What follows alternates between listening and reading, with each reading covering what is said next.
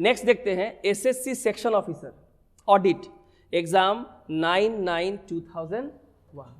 अब इस एग्जाम में आया हुआ जो पेपर है ये दूसरा, आज का ये दूसरा सेशन हुआ।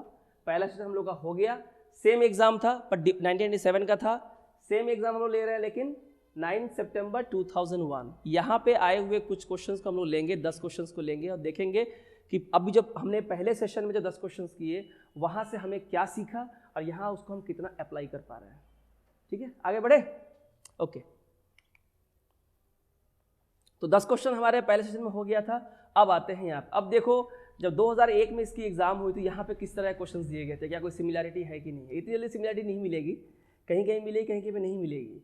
लेकिन जैसे आप 100, 200, 300 क्वेश्चन जहाँ सॉल्व कर लिए, आपको उसके बाद लगेगा कि हाँ ये मैंने किया है, ये भी मैंने किया है, ये मैंने देखा था, ये मुझे याद है, अरे ये तो ऐसा होगा, मैंने किया था। ठीक है, कब किया था नहीं बात आपके दिमाग में है। Are you getting my point? See, Nadhika was musing dash memories of the past। अब यहां पे इस क्वेश्चन का नेचर कैसा है, यहां पे दिया हुआ है म्यूजिंग, ओके, यानी ये क्या है, वर्ब है, और ये सारे क्या है, preposition. Are you getting my point? So verb plus preposition is equal to phrasal verb. Okay, यानी आपको यहां फ्रेजल वर्ब डालना है ना। सेंटेंस का अब तो पता नहीं है कौन सा होगा, ये तो गड़बड़ है, फ्रेजल वर्ब पढ़ना होगा। Nadhika was musing dash memories of the past. Memories of the past का मतलब क्या होता है, उसकी जो अतीत की जो यादें हैं, नाधिका उन अतीत की यादों में खोई हुई है, मतलब लंबे समय तक उसके बारे में क्या कर रही है, सोच रही है। हाँ, to think about something in the past that happened to you और with your family for a long time. लंबे समय तक आपके साथ जो हुआ है अतीत में, उसके बारे में बैठ के आप सोचते रहते हो, ऐसा होता ही है कि नहीं। तो बताना है कि म्यूजिंग के साथ कौन सा सही वाला वर्ड हमारे साथ जाएगा। ठीक है, म्यूजिंग के साथ जाएगा हमारा ओवर। ठीक है, muse over, to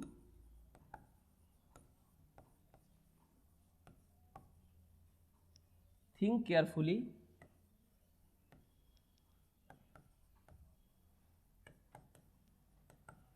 about something for a long time। किसी भी चीज़ के बारे में लंबे समय तक उसके बारे में सोचना, चिंता करना। क्योंकि होता ना, बैठ के अरे क्या सोच रहे थे लंबे समय, घंटे भर से देखे हो तुम बैठे हो, क्या सोच रहे, क्या चल रहा है तुम्हारे दिमाग में। That means you are musing over something, आप किसी चीज़ के बारे में सोच रहे हो दिमाग में केयरफुली। ठीक है, आगे बढ़े। द लेम बॉय मतलब वो जो लंगड़ा लड़का। ट्राइड, अब ये ट्राइड देखो यहाँ वर्ब की सेकंड फॉर्म है, यानी कि पास्ट टेंस से, तो क्लियर हो गया। ठीक है, और टू क्लाइंब ये क्या है, इन्फिनिटिव है, इन्फिनिटिव वर्ब। टू के साथ वर्ब की जो फर्स्ट फॉर्म आती है ना, टू के साथ वर्ब की first form. Okay, to climb verb. The lame boy tried to climb up the staircase, सीढ़ी। लंगड़े लड़के ने या दिव्यांग लड़के ने सीढ़ी पे चढ़ने की कोशिश की विदाउट। ना ट्राई टू अंडरस्टैंड, इसका बहुत इंपॉर्टेंस है, एक नेगेटिव वर्ड है ना, और यही तुमको आंसर देगा। विदाउट डैश हेल्प, बिना किसी के हेल्प के उस दिव्यांग बच्चे ने सीढ़ी पे चढ़ने की कोशिश की। Now you have 4 options, little, any, some and many. Any क्यों होगा, एनी होगा इसका आंसर। एनी का इस्तेमाल जो होता है अनकाउंटेबल, अनकाउंटेबल नाउन्स के साथ होता है इन नेगेटिव एंड क्वेश्चन सेंटेंस। मैंने पढ़ाया था,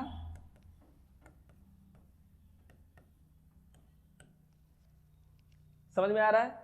तो एनी का इस्तेमाल हम लोग ऐसे नाउन के पहले करते हैं जो अनकाउंटेबल है, लाइक हेल्प। ठीक है, और इसका इस्तेमाल नेगेटिव सेंटेंस में और इंटरोगेटिव यानी क्वेश्चन सेंटेंस में हम लोग करते हैं। ठीक है, समझ में आ गया बात। ठीक है, लिटल आपको पता है ना, लिटल हम लोग क्वांटिटी के लिए इस्तेमाल करते हैं, और कहाँ करते हैं, नेगेटिव में, है कि नहीं। इसको लिख सकते हैं जैसे कि the baby is crying because there is little milk in the bottle. Are you getting my point? See यहाँ पे अ लिटल नहीं है, लिटल। लिटल का इस्तेमाल नेगेटिव सेंस में होता है। मैंने एडजेक्टिव जब पढ़ाया था मैंने बताया था। अ लिटल का इस्तेमाल पॉजिटिव सेंस में होता है कि थोड़ा सा तो है। लिटल मतलब ना के बराबर, नेगेटिव सेंस, ठीक है। और द लिटल मतलब जितना भी है, थोड़ा ज़्यादा जो भी। तो बच्चा रो रहा है क्योंकि बोतल में ना के बराबर दूध है या बोतल में दूध नहीं है। अब थोड़ा सा 4-5 बूंद होगा उसको तो ना ही बोलेंगे ना, वो तो पी के बच्चा खुश नहीं होगा, वो तो रोएगा ही। तो ऐसे नेगेटिव सेंटेंस में हम लोग लिटिल का इस्तेमाल करते हैं। अ लिटिल का इस्तेमाल हम पॉजिटिव वे में करेंगे, पॉजिटिव सेंटेंस में करेंगे, ठीक है। यहाँ पे सम है, सम के बारे में मैंने आपको बताया था, ठीक है। सम का इस्तेमाल कहाँ करते हैं? पॉजिटिव सेंटेंस में। कहाँ करते हैं? पॉजिटिव सेंटेंस में इसका इस्तेमाल करते हैं, याद रखना। And with plural countable noun, plural countable nouns के साथ हम इस्तेमाल करते हैं। मेनी, मेनी बॉयज, है ना, सेम।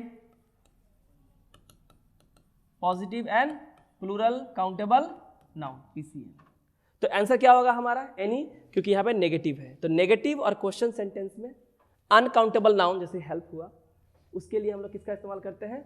एनी का इस्तेमाल करते हैं, ठीक है। आगे बढ़े। Each school has its own set of rules dash all good people should follow them। अब देखो आपके पास 4 कंजंक्शन है ना, this is a case of conjunction, simple, देख रहे हो। अब ये पार्ट्स ऑफ स्पीच है, कंजंक्शन। देखो कंजंक्शन पे आपको क्वेश्चन दिया है, बट और सो एंड। बट का इस्तेमाल कहां करते हैं? कॉन्ट्रास्ट पैदा करने के लिए। कॉन्ट्रास्ट और कॉन्ट्राडिक्शन, विपरीत परिस्थितियां बताने के लिए।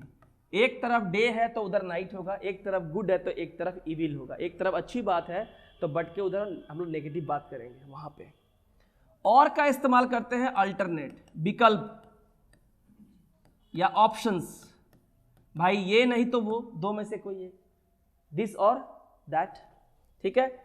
सो का इस्तेमाल कहां करते हैं? कॉज एंड इफेक्ट के लिए, याद है ना, ये कारण था और इसलिए ऐसा हुआ। और एंड का इस्तेमाल क्या करते हैं? टू ऐड, है ना, टू ऐड टू सब्जेक्ट्स और एलिमेंट्स। या इसका इस्तेमाल इन एडिशन टू, कुछ और बातें जोड़कर कहने के लिए, इन एडिशन टू। ये तो है, इसके अलावा ये भी है, ये मैंने बोला, इसके अलावा ये भी मैंने बोला, एंड। अब आप बताओ, चारों को मैंने एलाबोरेट कर दिया ना, you tell me the answer. So each school has its own set of rules, ठीक है। हर स्कूल में अपना नियम होता है ना। और सारे अच्छे स्टूडेंट जो होते हैं उसको क्या करते हैं? फॉलो करते हैं। फॉलो करना चाहिए, कहां बोला है? इसका आंसर होगा and. Additionally, they are putting some statement कि each school has its own set of rules and all good people should follow them। मेरी बात समझ में आई? ठीक है।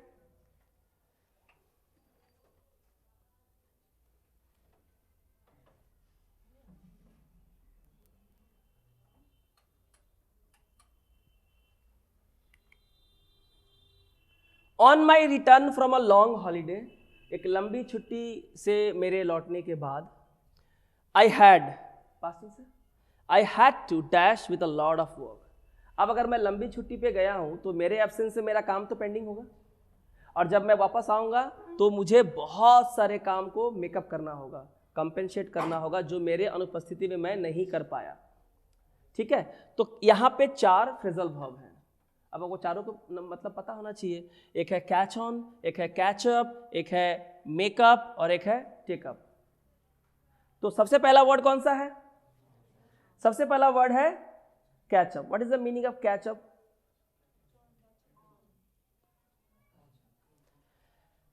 कैच अप का मतलब होता है टू कंपेंसेट करना, मतलब भरपाई। क्या करना? भरपाई करना। जो खाई पैदा हो गई थी मेरे जाने के बाद, जो काम नहीं हो पाया, अब आने के बाद तो मुझे वो एक्स्ट्रा करना पड़ेगा ना, ठीक है। कैच ऑन, सॉरी ये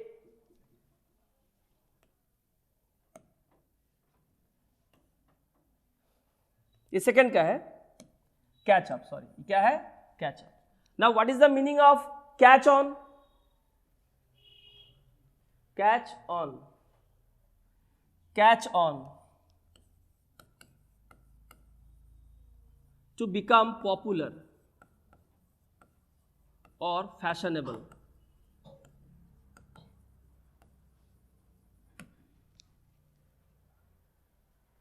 What is the meaning of makeup?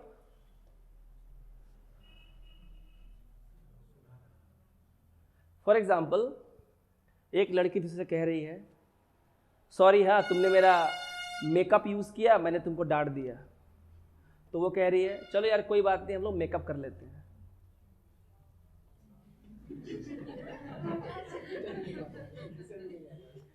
तुम लोग इसलिए हंस रहा है कि तुम सोच रहा है कि सेकंड वाला का मतलब है कि दोनों मिलके मेकअप कर ले, नहीं। टू अपोलोजाइज और टू फॉरगिव। चलो यार कोई बात नहीं, ऑल इज वेल, ठीक है। सो मेकअप का मतलब होता है टू अपोलोजाइज और टू फॉरगिव, ठीक है, समझ में आ रहा है। उसके बाद कौन सा वर्ड है यहाँ पे? टेकअप। टेकअप का मतलब क्या होता है? टेकअप, टू एंगेज और ऑक्युपाई, किसी काम में व्यस्त हो जाना या खुद को ऑक्युपाई कर लेना, ठीक है। तो देखो अब हमारे पास बोला है, on my return from a long holiday I had to dash with a lot of work. मुझे बहुत सारे काम निपटाने हैं, उसकी भरपाई करनी है, क्योंकि मैं नहीं था, मैं काम नहीं कर पाया। तो सही आंसर क्या होगा हमारा? कैच। अब बताओ, तुम लोग तो खुद ही कह रहे हो आंसर, लेकिन तुम आंसर कब कह रहे हो? जब तुमको सबका मीनिंग पता है। तो कितना सिंपल सी बात है। अब क्या एफिडेविट में लिख के दे कि वोकैब पढ़ना पड़ेगा? नहीं पढ़ोगे तुम इसका आंसर एग्जाम में अंदाजा से, हाँ अब अकड़ बकड़ बम्बई बुआ सी नब्बे पूरे 100, ठीक है, जो आएगा वो डाल दोगे आंसर। तो दैट डजंट वर्क ना, ऐसा काम नहीं होता। बचपन में काम होता था, इधर नहीं होता बेवकूफ़ बनाने के लिए। सो यहाँ पे आंसर क्या होगा हमारा? कैचअप। तो देखो हर एक फ्रेजल वर्ब कितना इंपॉर्टेंट है। तो हर एक के लिए सेंटेंस का रेफरेंस भी अलग होगा, कंटेक्स्ट भी अलग होगा। कैच ऑन इस्तेमाल होगा जब हम पॉपुलैरिटी और फैशनेबल की हम बात कर रहे हैं। कैचअप का इस्तेमाल होगा when you are trying to say that you want to compensate the work that has not been done in your absence, है ना। मेकअप का मतलब किसी को माफ कर देना, या छोड़ो यार भूल जाओ कोई बात नहीं, चलो मेकअप कर लेते हैं। टेकअप, टू एंगेज हो जाना, टू ऑक्युपाई हो जाना, व्यस्त हो जाना। समझ में आ रहा है बात? ये हमारा आंसर हो जाएगा। But in order to arrive at the answer, you need to have a very good idea about the words. Can you move on? आगे बढ़े। Only one of the boys, अब यहाँ सीखने के लिए क्या है कि जब हम लोग one of का इस्तेमाल करते हैं तो one of के बाद जो नाउन होता है वो क्या होता है? प्लूरल। जो सब्जेक्ट आता क्या आता है? प्लूरल। लेकिन यहां जो वर्ब आएगा वो क्या होगा? Singular. Are you getting my point? ये तो मैंने पढ़ाया है ना। Each of, either of, neither of, one of, any one of, जो भी लिखो उसके बाद जो नाउन आएगा वो क्या होगा? प्लूरल। लेकिन वर्ब क्या होगा? सिंगुलर। क्योंकि है तो बहुत सारे, पर हम बात कर रहे हैं वहां से किसी एक की, तो हमारा वर्ब भी उसी के हिसाब से होगा। So only one of the boys dash not done the homework given yesterday. मैंने कल जो होमवर्क दिया गया था उनमें से एक लड़का है जिसने ये होमवर्क नहीं किया है। Question number 15। तो पहली बात क्या करेंगे? If you don't know the answer try to eliminate the wrong options. First of all have का इस्तेमाल नहीं होगा, क्योंकि हैव इस्तेमाल होता है प्लूरल के लिए, ठीक है। उसके बाद यहां पे कुड का इस्तेमाल नहीं होगा और ना ही कैन का इस्तेमाल होगा, क्योंकि कैन और कुड के बाद जो वर्ब आता है वो फर्स्ट फॉर्म में होता है और यहाँ वर्ब क्या है? थर्ड फॉर्म में है। यानी हमें एक ऐसा ऑक्सिलरी वर्ब चाहिए वो भी सिंगुलर फॉर्म में जिसके बाद वर्ब थर्ड फॉर्म में आता हो। तो कौन सा बचा? तो कितनी आसानी से हमें सही आंसर निकाल दिया within 10 seconds.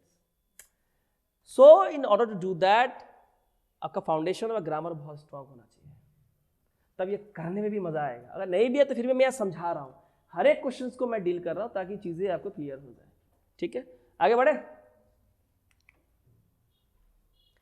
Hopes of a settlement depends on the dash of the discussion. पहले तो मीनिंग समझो। होप्स ऑफ अ सेटलमेंट क्या मतलब होता है इसका? Any idea?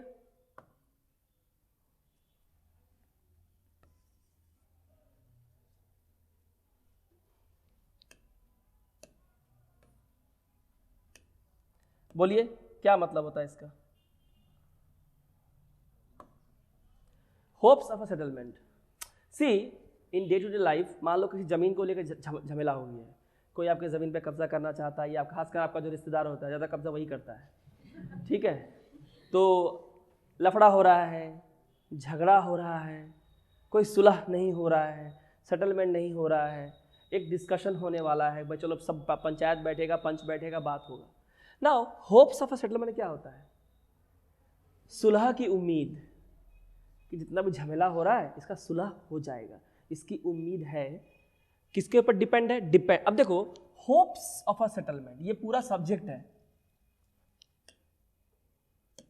ये पूरा क्या है? ये पूरा सब्जेक्ट है। दिखाई दे रहा है? ये क्लियर है ना? हाँ, ये कलर दिखाई दे रहा है? ओके, तो ये सब्जेक्ट है।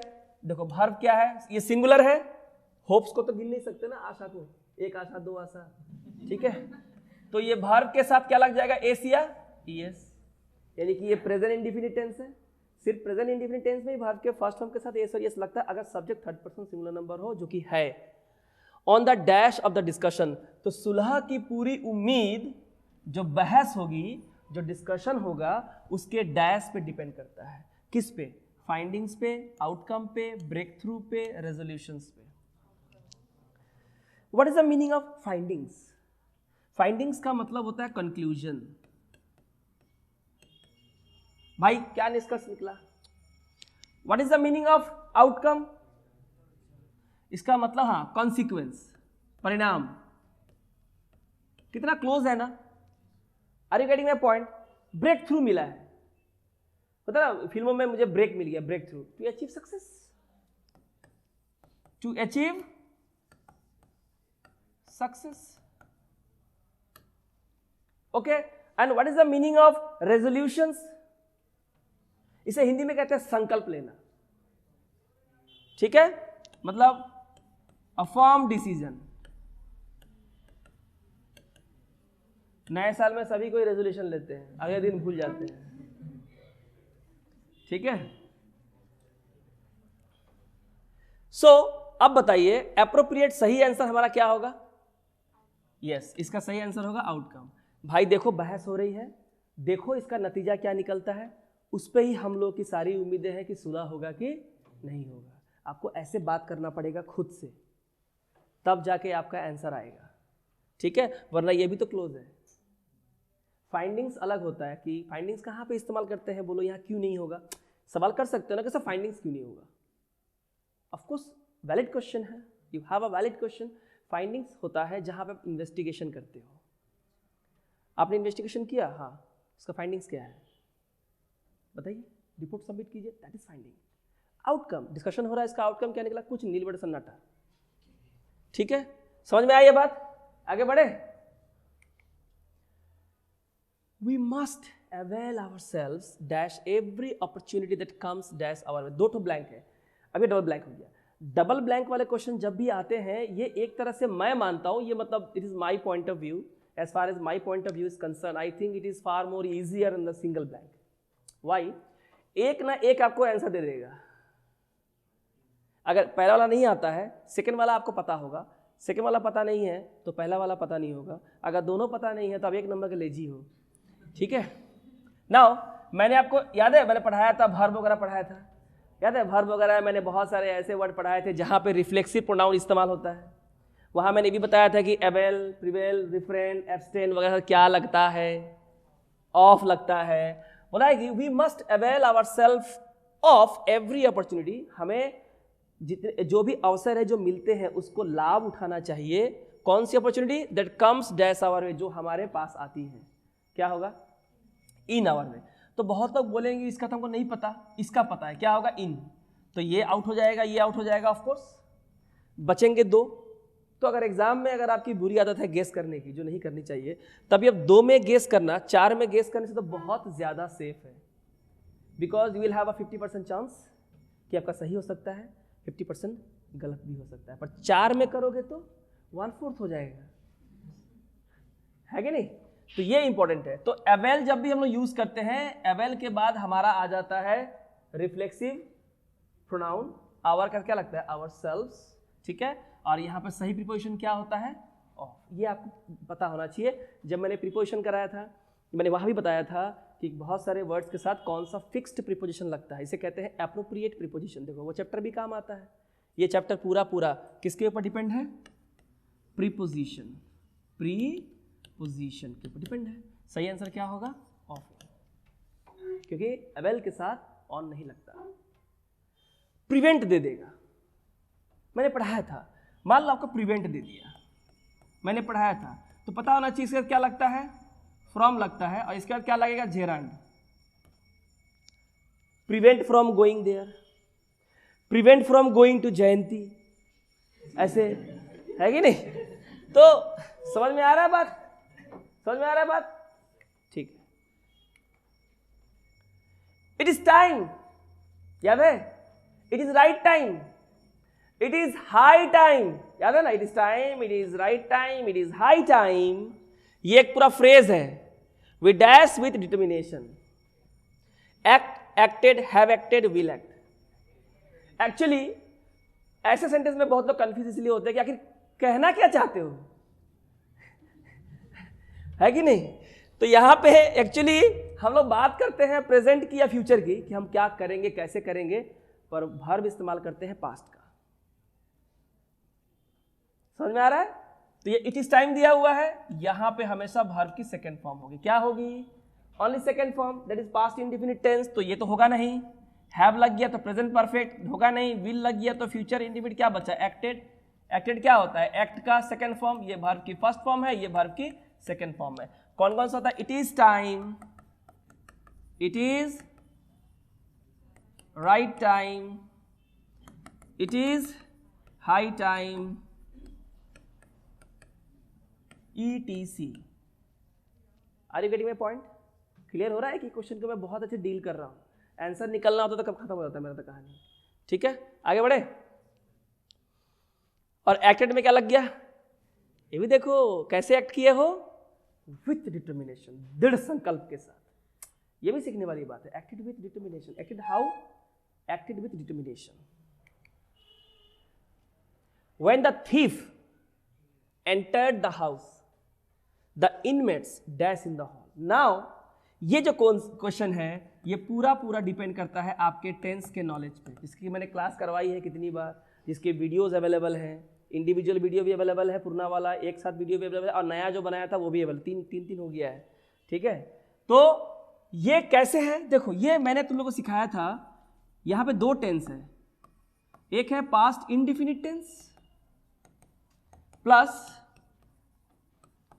Past continuous tense. ये प्रेजेंट है,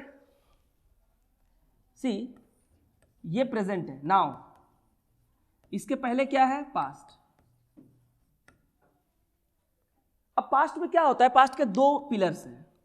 पहला, पास्ट में क्या होता है, जब कोई घटना घटी, उस समय, उसी के समय कुछ और चल रहा था। जब डकैत ने उसका मर्डर किया पास्ट में, यस्टरडे, उस समय उसके माता पिता टीवी देख रहे थे।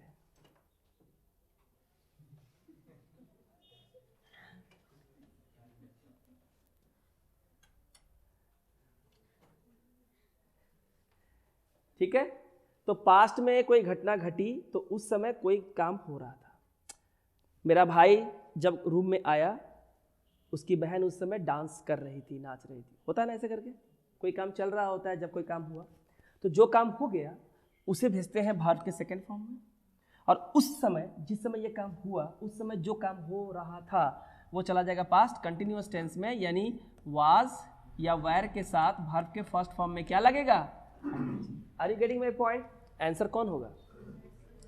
द इनमेट्स क्या होता है? जो घर में रहने वाले जो लोग होते हैं, जो घर में रहने वाले जो लोग होते हैं उसे इनमेट्स कहते हैं।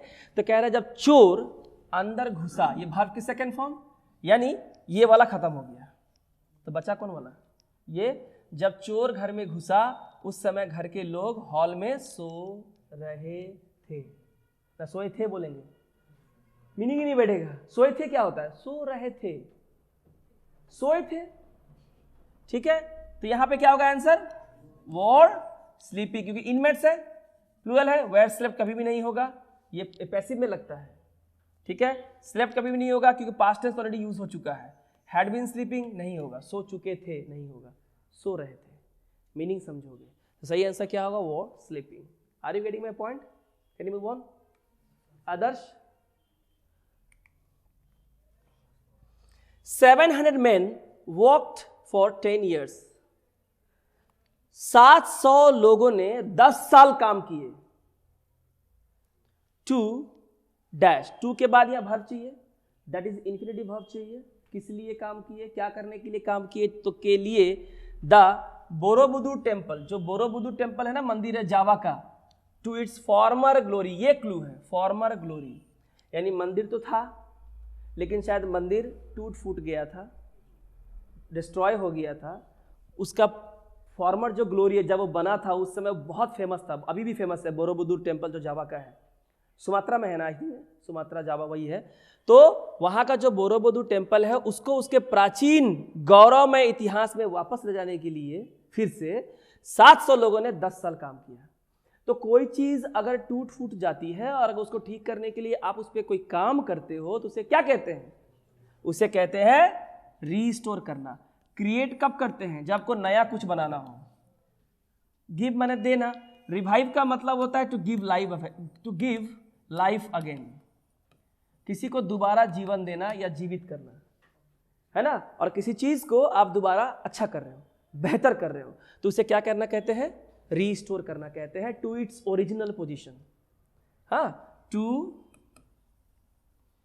Make something new again from the ruins, है ना। जो बर्बादी हो गई है, जो खराब हो गया है, उससे फिर से ठीक कर देना। समझ में आ गया? इसे कहते हैं हम लोग रीस्टोर। सो ये था हम लोग का SSC section officer audit exam year 9 सितंबर 2001 में आए वो 10 बेहतरीन सवाल जो ग्रेड ए पोस्ट के लिए है, गैजेटेड पोस्ट के लिए है। हैं? और आप लोगों ने यहाँ पे बहुत सारी डिफिकल्टी आपने फेस की, कहीं पे आप लोगों ने आंसर गलत दिया या गलत सोचा, ठीक है। और हम लोग कैसे फिल इन द ब्लैंक्स में आए हुए क्वेश्चंस को करेंगे, इतना 20 क्वेश्चन करने के बाद अभी तक आपको अच्छा आइडिया हो गया होगा कि everybody must have a very good idea and you know what of vocabs, parts of speech, tense, narration, voice change, gerund, question text and all of the things. In order to do इस तरह से answer करने के लिए आपको उन सब का एक अच्छा स्ट्रॉन्ग फाउंडेशन होना चाहिए। नहीं भी है तो भी कोई बात नहीं है, यहाँ जिस तरह से मैं डील कर रहा हूँ आई होप कि हर एक को समझ में आ रहा है। मैं नोट्स भी दे रहा हूँ तो मुझे लगता है कोई दिक्कत यहाँ पे होगी, है ना। तो अगर ऐसे आप करते हो, फिल इन द ब्लैंक्स पे अगर आपका डोमिनेंट पोजीशन अगर हो जाता है, डोमिनेट कर पाते हो, तो 90-95% आपका आंसर सही होगा। इससे पूरी उम्मीद है कि जो क्लोज टेस्ट में आने वाले क्वेश्चंस है बैंक में, किसी भी लेवल के हो, आप उससे आसानी से सॉल्व कर सकते हो गया। So thank you very much.